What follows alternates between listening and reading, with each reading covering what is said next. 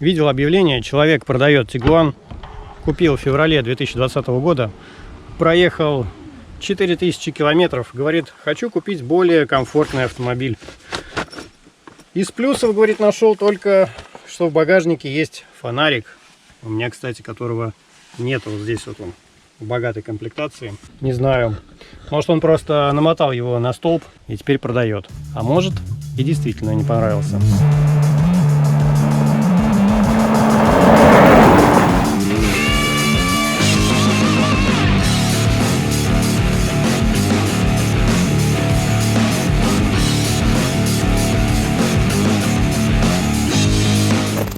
Здравствуйте, друзья! Идеальный автомобиль, экономичный, быстрый, лучший в своем классе. Да, в основном такие отзывы я встречал примерно год назад, когда искал информацию про Тигуан второго поколения. И вы знаете, на 100% с этим согласен. Казалось бы, на этом моменте можно и закончить этот ролик. Однако не торопитесь отключаться. За год мной пройдено более 25 тысяч километров. И мне есть о чем вам рассказать. И поскольку за этот автомобиль я отдал 2 миллиона, по длительности ролик будет на все деньги. Надеюсь, что вы никуда не торопитесь, потому как за год я собрал приличной информации, которая будет полезна не только тем, кто собирается покупать данный автомобиль, но и тем, кто его уже эксплуатирует. Отдаю должное немецким инженерам, считаю, что им действительно удалось создать идеальный автомобиль. Проехав первые несколько тысяч километров, я не почувствовал того вау, о котором так много рассказывали популярные автоблогеры. И причина, как мне кажется, в маркетологах. Дело в том, что разница в стоимости между минимальной комплектацией и максимальной составляет стоимость еще одного автомобиля в минимальной комплектации. И чтобы лучше осознать это, давайте представим себе диалог, ну скажем, между главным инженером Volkswagen, который совершенно случайно оказался в России, и маркетологом Хельгой.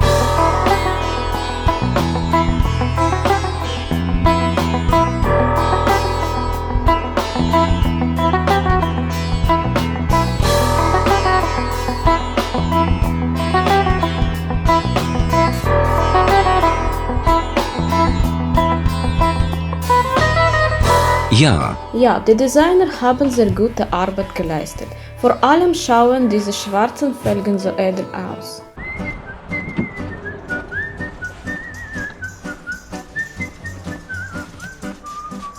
Was ist das? Ja, Hans, die Lederausstattung ist nur in den teuren Angeboten enthalten. Der Schlüssel ist 13. Oh ja, die Sitze mit der automatischen ergoaktiven Steuerung sind auch ein Teil eines teuren Angebots. Warum? Ja, Hans. Ich würde auch gerne gut verdienen.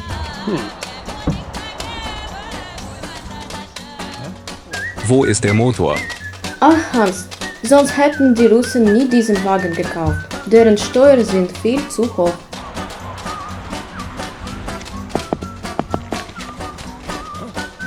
Nagel meine Turnschuhe. Ganz genau, Hans. Die Russen mögen es sehr reicher und wohlhabender auszuschauen, als sie sind.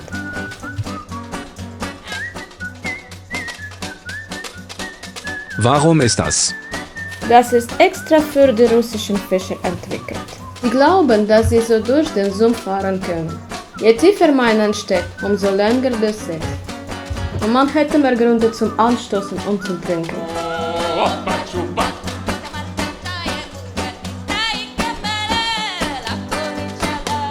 Что ж, я купил то, на что мне хватило средств.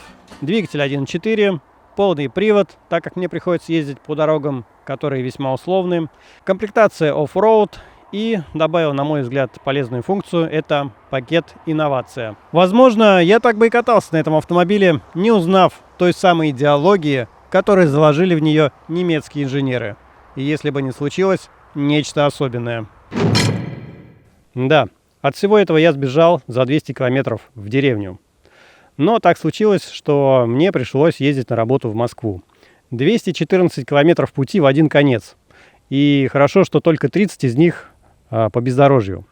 А дальше пустынные загородные трассы. А почему пустынные? Да потому что все сидели на карантине. И именно в этот момент автомобиль показал все то, ради чего он задумывался. каждая продуманная мелочь принесла в совокупности эффект вау, комфортного, быстрого, технологически продвинутого автомобиля.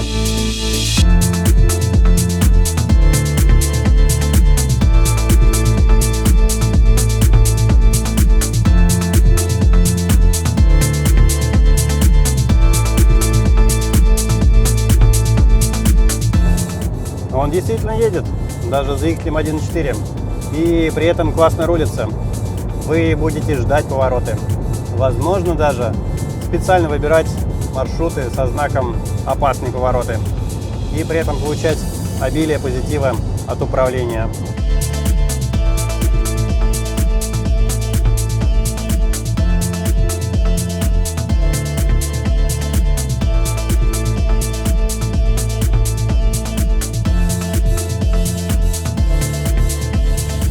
После получения порции удовольствия, казалось бы, скучная прямая, но есть же пакет инновация, а значит адаптивный круиз-контроль.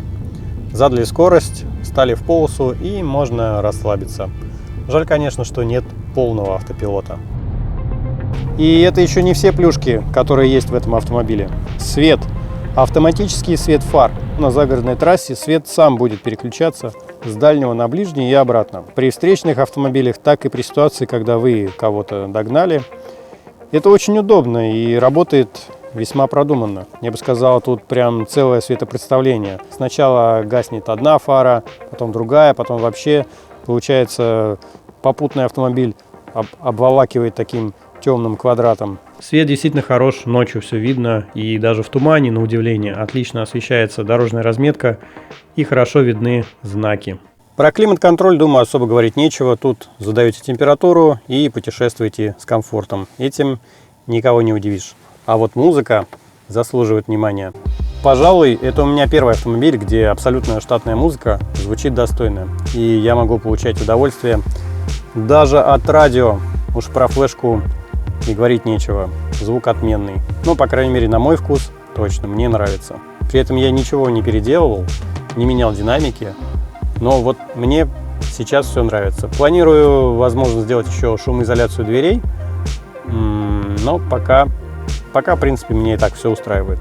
Столик. Многие, в общем-то, как и я, относились к нему скептически. Выглядит хлипковато, вроде как неудобно. Однако, во время карантина он стал очень востребованным. Согласитесь, намного приятнее попить кофе, перекусить за столиком, нежели за водительским местом.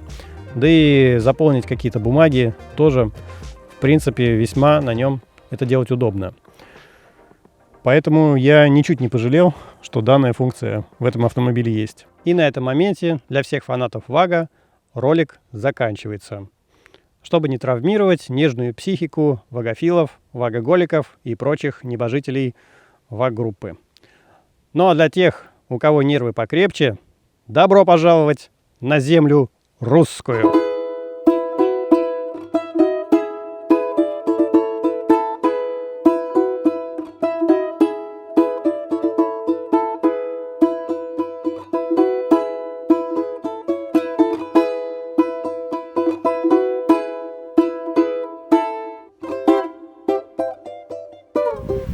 Да, рыбак из меня, конечно, тот еще. Можно ли на этой машине приехать на рыбалку и красиво порыбачить? Да, конечно, можно. Это же оффроуд комплектация. А вот уехать обратно — это большой вопрос. Будем пробовать. Как-то нужно преодолеть вот этот подъем. И он достаточно скользкий. И что-то меня берут сомнения. Получится ли отсюда вообще выехать.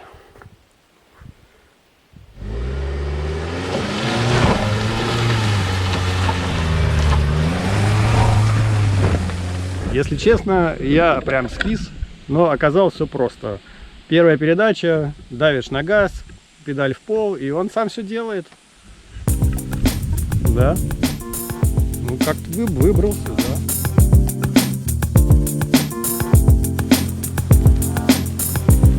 Мне действительно понравился режим бездорожья. Машина уверенно преодолевает крутые спуски, сама притормаживает, едет весьма уверенно по раскисшей дороге.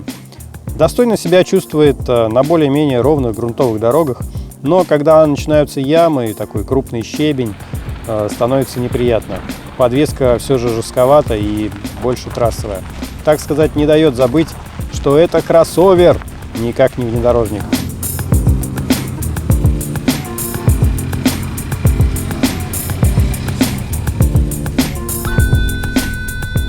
Ой, какая ты назойливая.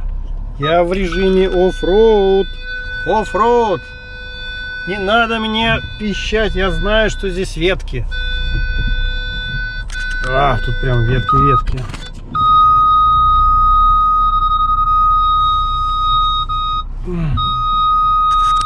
Да как тебя вырубить-то, хрень? Ой, ты, господи, ну. Все. Нет, не все. Блин, я без тебя знаю, что...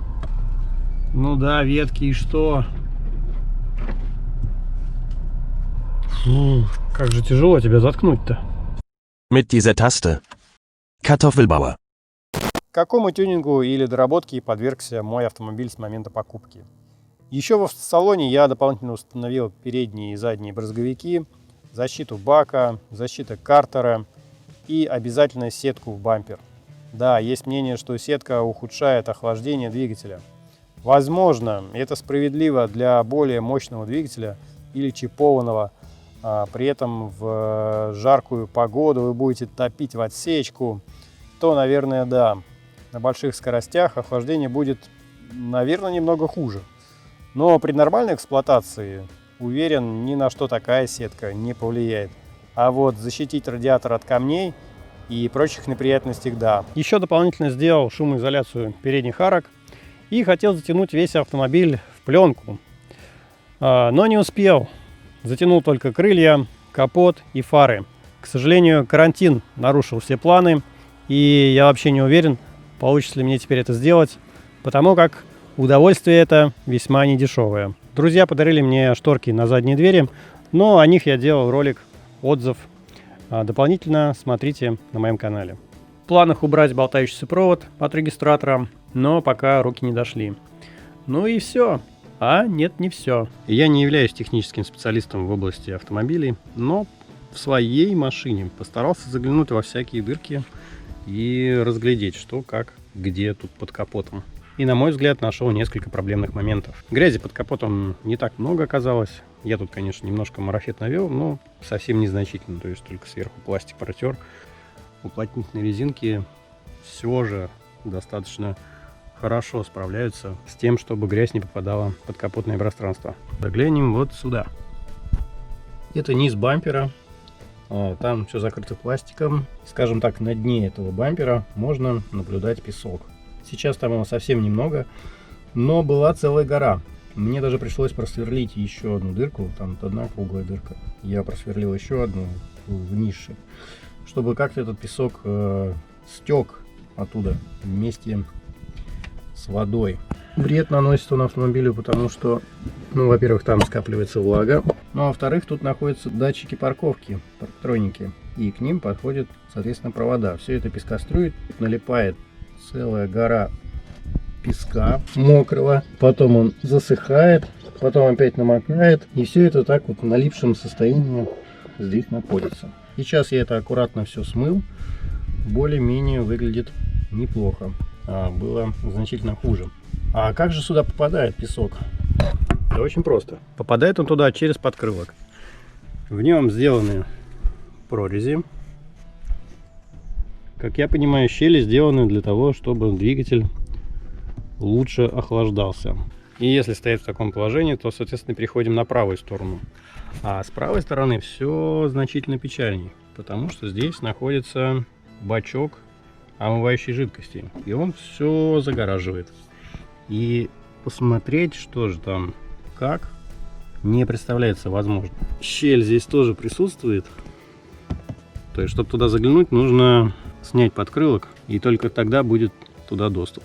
Еще здесь под жабо находится, я так понимаю, шумоизоляция, ну или какая-то защита. И в этом кармашке, не знаю для чего он, может быть для какого-то другого типа двигателя. И здесь сделано вот такая какая-то шляпа, которая сюда просто засунута, и она просто болтается. А зачем нам дополнительные шумовые звуки? Нам звуки не нужны. Поэтому такой кусочек уплотнителя, я думаю, вполне может исправить ситуацию. Что мы рискуем залить, если будем проливать? Ну, а такое наверняка возможно. В общем-то, ничего, кроме, что мне здесь не нравится, вот этот разъем. Не знаю, от чего это и куда, но он находится прямо под горловиной. Ну, не знаю, насколько это опасно. Возможно, разъем сделан достаточно качественно, и никаких проблем возникнуть не должно. Достаточно хорошо сделан воздухозабор, находится в самой верхней точке, причем забор получается как бы снизу, насколько я понимаю. Я думаю, вполне неплохо защищает от попадания воды в двигатель, если преодолевать различного рода водные препятствия.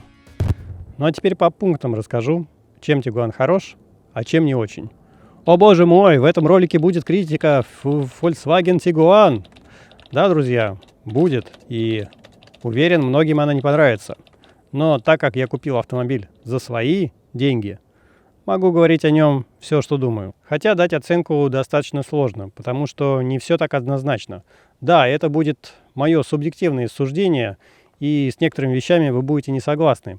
Обязательно пишите о них в комментариях. Начну в том порядке, так, как будто вы подошли к этому автомобилю и хотите узнать о нем подробно. Дизайн. Как внешний вид, так и интерьер салона мне нравится. Просто, практично, изящно. Тут однозначный плюс. Лакокрасочное покрытие. Год спустя. Никаких проблем я не обнаружил. Нет протертостей. Все вроде хорошо.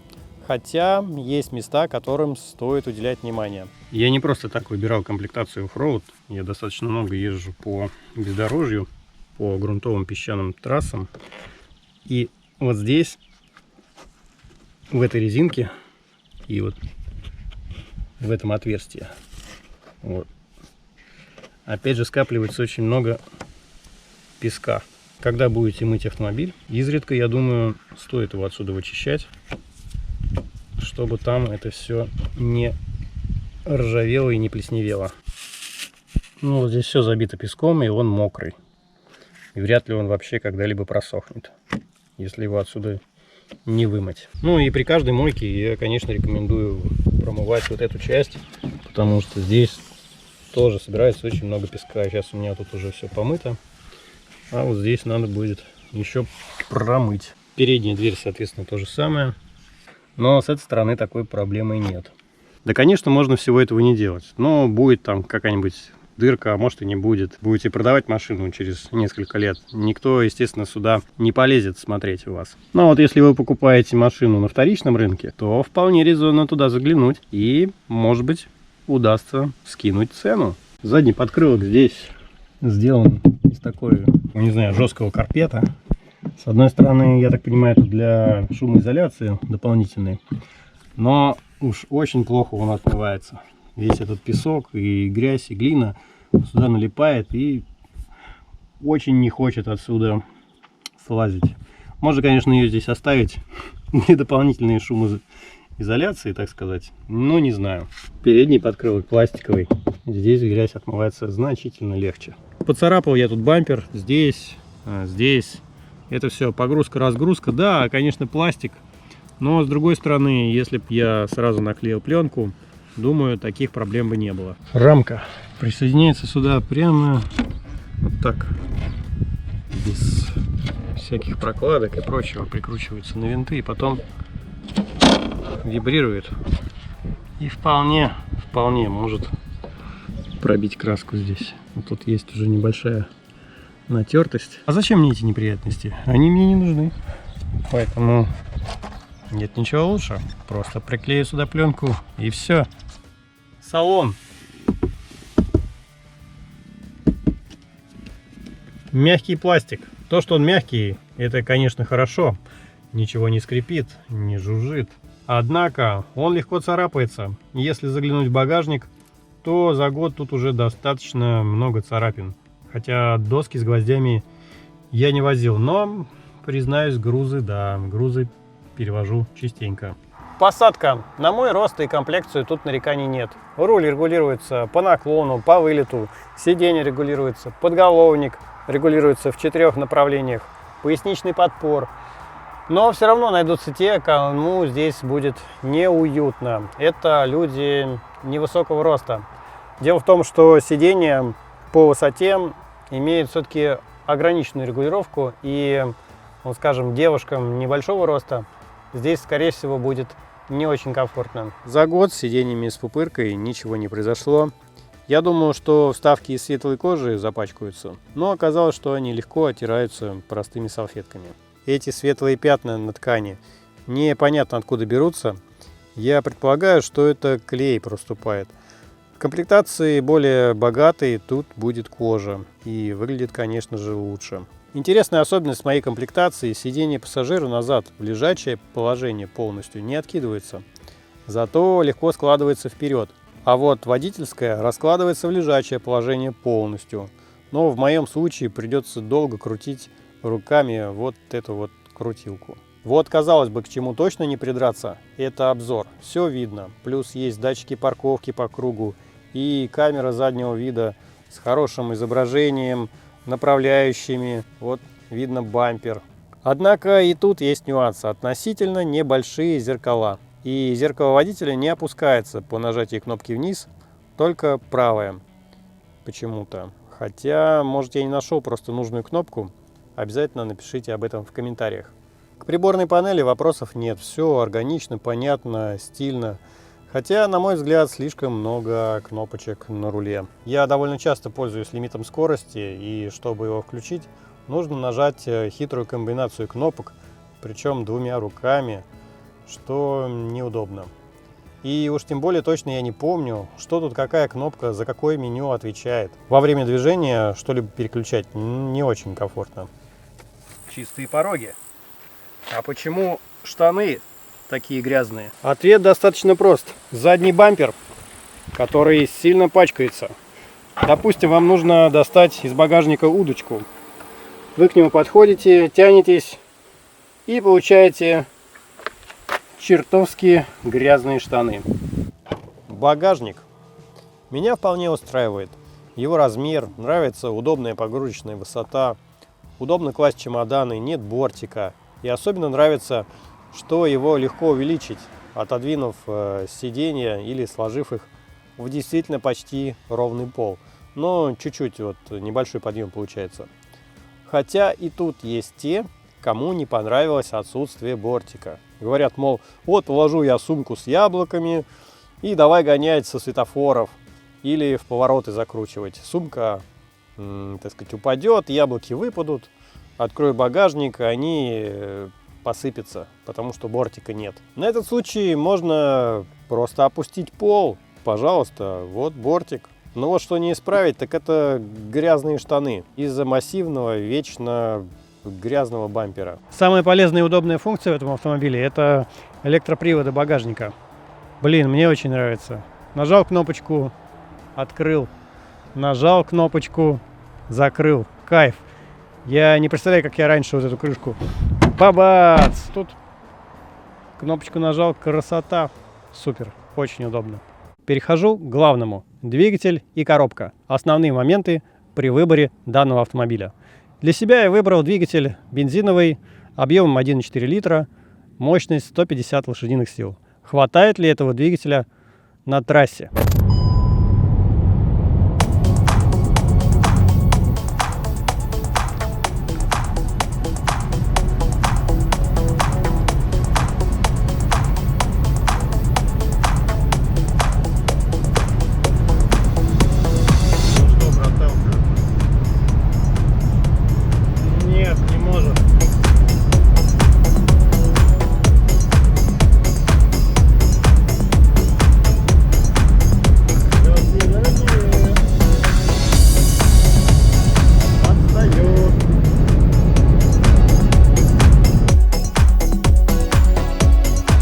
Лично мне хватает.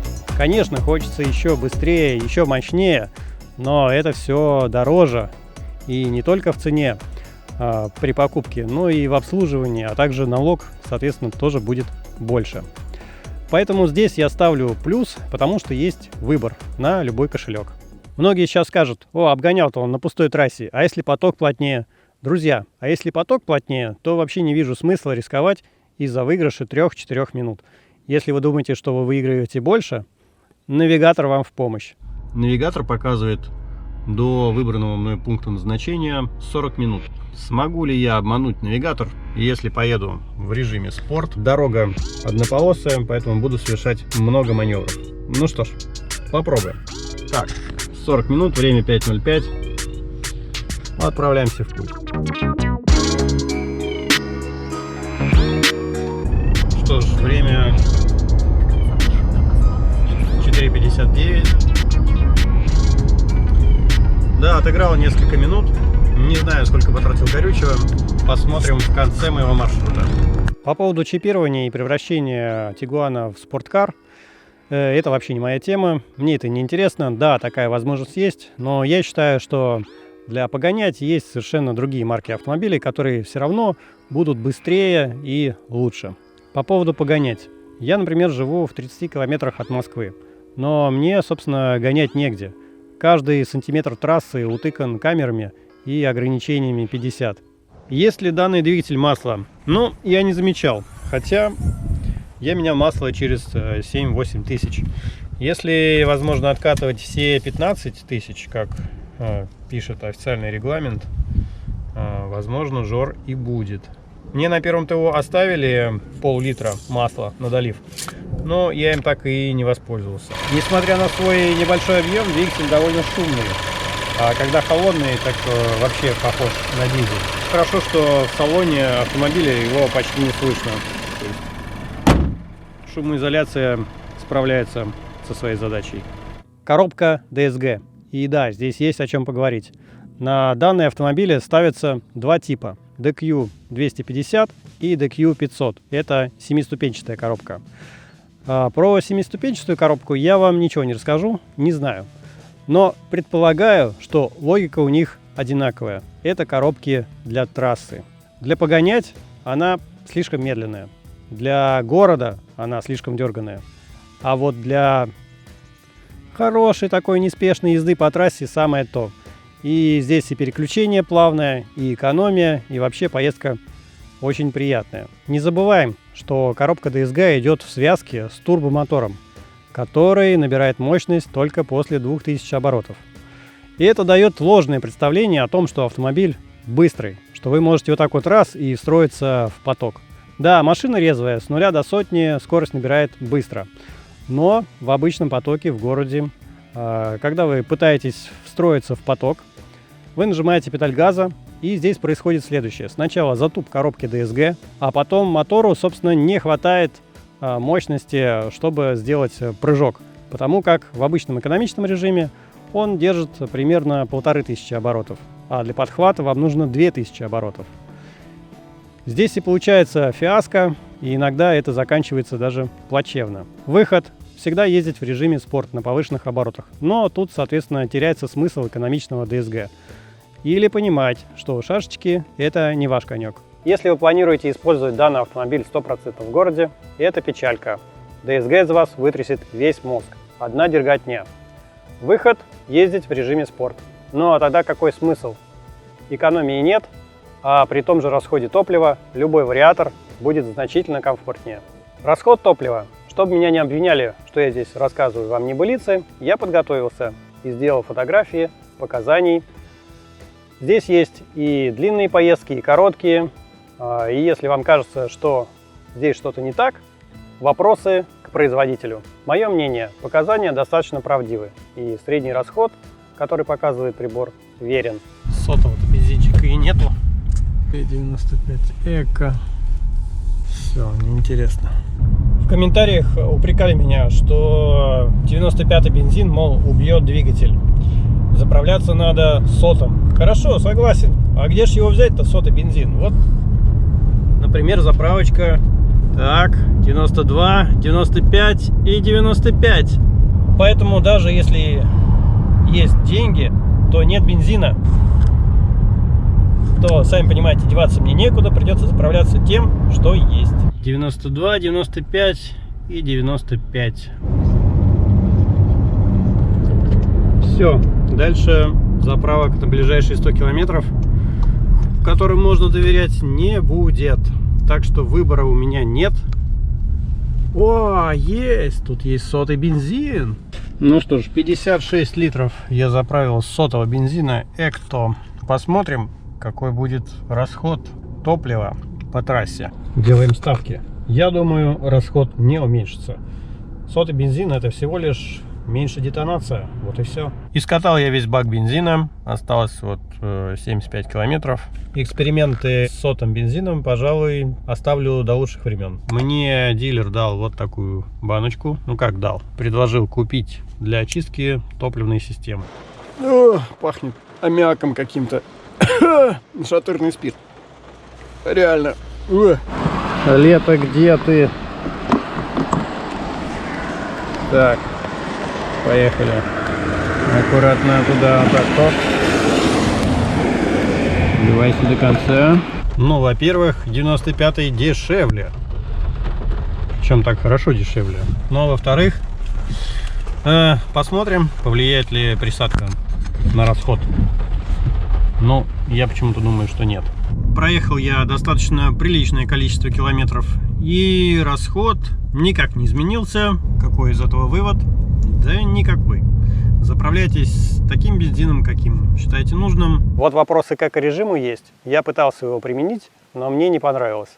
Считаю, что он навязан вообще экологами и вредный для жизни автомобиля. Насчет экономии у меня тоже сомнения. Мне кажется, что производитель здесь что-то мутит. Я типа вообще не потребляю горючего. Как будто у меня двигатель выключается полностью. Переключился я в обычный режим, и когда я отпускаю газ, что я вижу? 2 нуля. Но это более правильные показатели, потому что происходит торможение двигателем. Я думаю, что на холостом ходу автомобиль не может тратить меньше топлива, чем при торможении двигателем. Поэтому разницы я не заметил и режимом эко не пользуюсь. Свет фар.